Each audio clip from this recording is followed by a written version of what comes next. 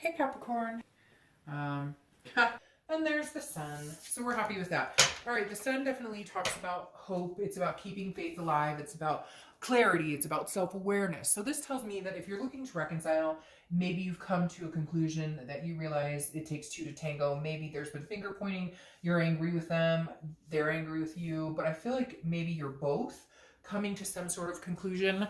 Um, that like it takes two to tango and neither one of you were perfect, and it's almost like you're getting over the stage of some sort of anger and finger pointing, and the sun has come out and you can see things clearly. I feel like some of you want to be like, I know exactly how we can fix this. I don't know why that just had to come out. I just had this thing in my stomach that's like somebody's out there going, I know where we went wrong, or I know like we can do this again. So I love the sun for you because it's bubbly, it's vibrant, it's shining, it's the fog is lifting. So let's see what else is going on. All right, your current position coming into the month is the Five of Cups, which is actually kind of the opposite of the sun. So we'll see what's going on.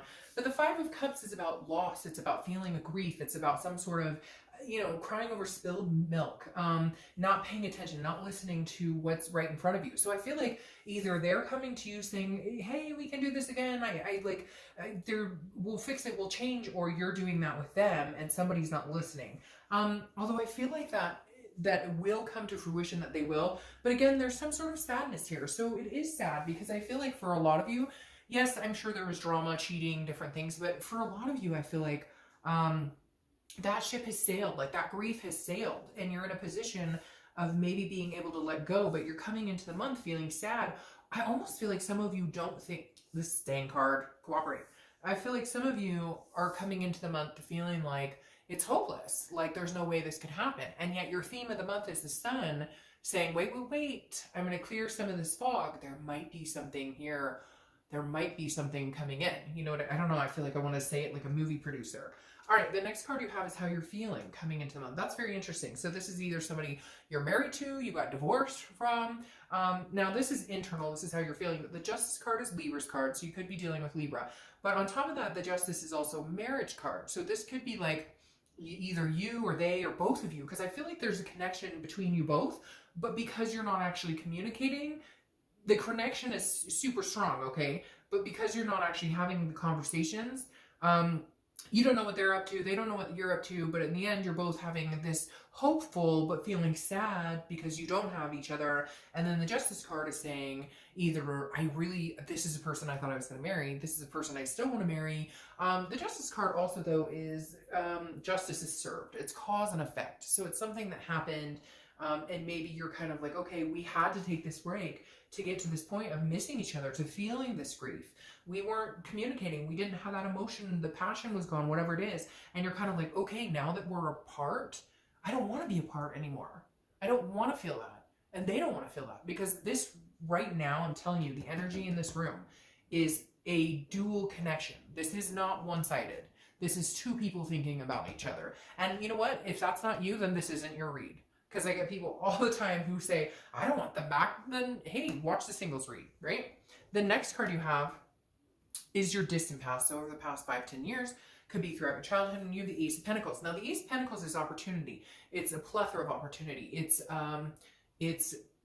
like the beginning of success and finding accomplishment. What's interesting is this is in your distant past, and this is telling me that you know what it's like to be successful in a lot of different areas, in finances, in relationships, and you're kind of looking back this month going, where's the missed opportunity? If I still want to be with this person, or if they want to be with me, there has to be some sort of opportunity here, because that's what this represents. And this is saying, look, in the past, maybe you've missed that sign. Maybe you've missed that opportunity, that card. Maybe you've not seen the clarity. Or maybe you've seen it, but it was too late, a day late, dollar short, right? Or maybe you didn't jump on it and take the chance. And I feel like you or your ex or both are feeling like, I'm not letting this one go. That's what it says in my head. Literally, I'm not letting this one go. You don't give this one back. All right, the next card you have is your immediate past. Over the past 2 weeks, past month or two, and you have the Fool. The Fool is the beginning of a new cycle. I feel like you could have a new cycle with this person, because this is, again, the beginning. Now, this may be where you turn that leaf, like I said, where you're seeing things clearly, where you're like, oh my gosh, We can make this happen. I still have faith in this. The shadiness is cleared. Whatever has been storming on our parade is clearing, because the Fool is it's a fearlessness, it's a folly. It's, again, the beginning of the major arcana, so a whole new cycle coming into place here. And I feel like this is you almost saying, should I take a leap of faith in getting back together with this person, or vice versa? They're asking themselves the same thing. Again, I feel this duality, which is interesting because you guys are the Lover's card, and the Lover's card is all about duality. But the Fool to me represents a possibility of you or them or both seeing the light, feeling like there is some sort of like possibility of reconciliation. However, what's very interesting is I feel like a lot of you are not communicating, you're not talking, so you don't know what they're up to, they don't know what you're up to, you're assuming the worst, they're assuming the worst, and therefore nobody's saying anything. The next card you have is your distant future, so over the next month or two. See, and that's interesting. Over the next month or two, and you have the Death card. The Death is not a physical death. In fact, I love this card. It's Scorpio's card, so you could be dealing with a Scorpio, but death is about rebirth. It's about transformation. It's about the sun is shining. I can't even get that off my freaking mind. I don't know why. But again, this is the best card I think you have going for you, because your future is saying this is a rebirth. This is a possibility of a rebirth between you two. But also what's interesting here is it's not even just about a rebirth between you two. It's about a transformation, a belief, a change within yourself. So this could pertain to this person, or this could pertain to self-love. This could pertain to, guess what, if it doesn't work out with this person, that's okay, because you're ready for the future. Whatever you've been doing or whatever you're going to do over the next few months is going to gear up to whatever is coming your way, to almost, it feels almost like a destiny or some sort of karmic resolution, because again, this is some sort of change. Now it could be kids. I mean, she is pregnant and there is a kid right there, so it could be, you know, maybe you're having kids, maybe you're already pregnant, or maybe your significant other is pregnant, or your ex is pregnant, etc. I don't know why that popped in. I'm sure that may resonate with like one person, but there is something going on with the child here. I always see that in this card, but for some reason right here it's significant. Maybe you have kids with this other person, etc. You get the drift. But I like this card for you because this says no matter what's coming, the storm is clearing, the change is coming in. The next card you have is your immediate future. So over the next few weeks, the Knight of Pentacles, hard at work, dutiful, cautious. So I feel like you're going to continue to keep your head in the game of life, right? Before, there may have been some devastating blows because of the breakup, because of the non-communication, because of the sadness, the grief. But somewhere along the lines, this month, it's like, you know what, I'm just going to work hard. I'm going to work hard at life. I'm going to be the best me I can be. I'm going to start on these changes and transformation. And hopefully we can come together at some point and maybe share that together. Maybe share what's been going on. Maybe share that transformation and that and those changes, etc. Because the Knight is somebody who's very dutiful. They're working for the end game, but the greater good, something much bigger than themselves. The next card you have is anything that's going to be tangible throughout the month. So it could be the beginning, middle, end. It can last for a day, an hour, etc. And you have the Page of Pentacles. The Page of Pentacles is very interesting. These go along. This is hard work. This is pragmatic. This is responsibility, but it's also aspiring for something bigger. There's something here that says to me, some of you are turning like a big leaf, and it's not like a maple leaf. It's like a banana leaf, okay? It is literally like something so significant in your life. You're making changes. But again, it's because I feel like you've all of a sudden got this clarity of like, holy shit. Now, it could be clarity because this person's like gone and maybe you needed them gone, so you could see what you needed to change in yourself. You could see the areas you were missing, work, career, family. Maybe you were kind of putting that on the back burner because of this grief, because of the sadness, because of what had been going on. And now you're able to understand that you can have a both. You can have the ex, you can do that and still maintain. But for whatever reason, you weren't able to do it before. I think there was fighting, there was jealousy, there was arguments, maybe infidelity. But now I feel like it's almost like a maturing. I can't explain it, like a growing up. And some of you are gonna be like, I am 55, and I get that totally. But at the same time, we grow and mature our entire lives. Like, believe me, we all do. So this just is some sort of like, you've upped the responsibility factor, and you've upped like the importance of all of the things in your life. Like, you've realized what you're fighting for. The next card you have is how you're feeling throughout the month. Again, it could be beginning, middle, end, could last for a day. You have the Queen of Wands.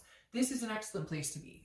She is full of ferocity. She is sensuous. She is, you know, and again, I don't apply sex to the card, so male or female, but this person is just very confident, knows what they're going for, knows what they're going after. The confidence continues to build every step they take because they're embarking on these new journeys, these changes. They're embracing change. They're embracing. Now, for some of you, this could be that this person is no longer going to be in your life and all of this is coming to fruition because they're not. I feel like for a lot of you though, it's not like that. I feel like for a lot of you, it's almost realizing like you can possibly have this person back. But for some of you, it is going to be, they are gone, you are sad, but now everything's clear and you can see the light. The next card you have is your hopes and fears for the outcome of the month. And you have the Seven of Wands. So again, this is hopes or fears. And your fear is that, how do you communicate this? Because the Seven of Wands is a defense, it's a strategy. So how are you going to get in touch with them? How are they going to get in touch with you? Let's say you guys do call and talk to each other. Let's say you do text. Somebody broaches that and says, hey, I don't want silence anymore. I want to talk. It's making me sad not to have a discussion. We were, after all, really, really good friends. But the Seven of Wands is telling me that some of you are feeling like you don't know where to go from here. How do we get past the past? How do we not get on the defense? We know we're going to have conversations that could be pretty hard. We know we're going to have to, like, this isn't going to be like, hey, we start talking and we jump back in where we left off and everything's wonderful. No, there are underlying issues that have to be addressed. So your biggest fear here is, how do we get there? How do we move on? How do we address these issues? How do we do this in a manner that we can feel good, that we don't go back and start pointing the fingers, that we can clear the air again, that we're feeling like the fog is lifted. So your biggest fear is how, and when. I feel somebody out there going, and when, I want to know when. The next card you have is the Three of Wands. I love this for you. The Three of Wands is about teamwork, but so the Two of Wands is about planning something, okay? If you pulled the Two of Wands, it would be planning, looking forward, growth. The Three of Wands is about planning together. So the outcome is planning a future with somebody else. So the Three of Wands is saying you're in it, they're in it, but I feel like you guys don't know that each other is in it. Or you're thinking, of course, they're not in it, or you're wanting to not be in it, but in reality, you really want to be in it. I feel like, I know that sounds confusing, but it's almost like mind games, like, or again, a lack of communication. So you're blind, they don't know what you want. You're assuming they moved on, they're assuming you moved on.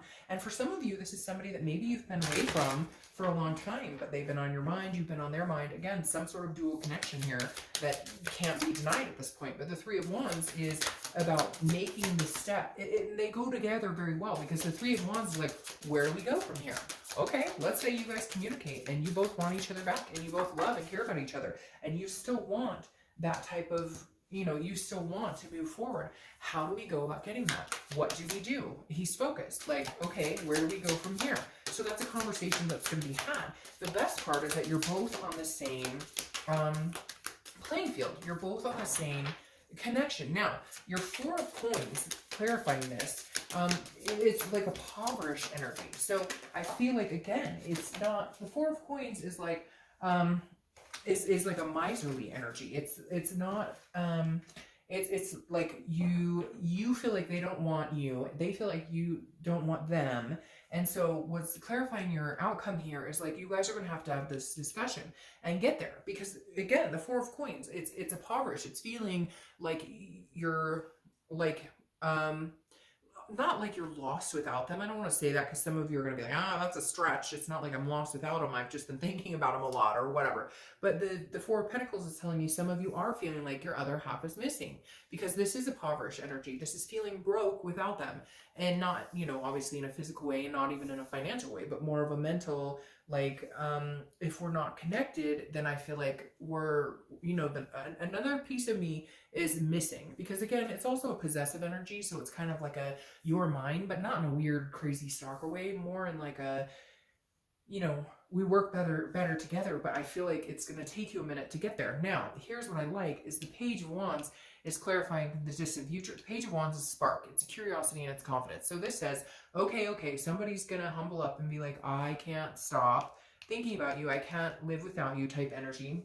I'm going to have a conversation. We need to have a conversation. We need to talk. I don't know what you're up to. Maybe you're dating 20 men or women. Maybe you're about to get married. I don't know, but I need to know what's going on. So eventually here in the next month or two, that Page of Wands is going to crack and somebody's going to call the other person or text and say, hey, what's going on? Or at least some sort of communication is going to come into fruition. Now, For some of you, again, like I said, this could be a total, nope, this is eye-opening. And then at some point you guys connect and you're like, no, I can't, I don't want to be with you. And this spark and confidence and curiosity comes out with somebody else. But for whatever reason, like this is that person you've been thinking about. Maybe hard. And I know I'm going to get people who, you know, message me and say, oh, that's crap. They don't talk to me. They're married. They're okay, fine. Then not your situation. But if you're feeling enough to where you want to know what they're up to, for you guys right now, I have a feeling they're in that very same headspace. And I don't get that feeling a lot. A lot of times there's still the connection, but one person's going in one direction, one person's going in another one. But for some reason, the clarity is now. Like the time, I'm being told like the time is now. Like the seeker is now. So anyways, I will see you in a little bit. Bye.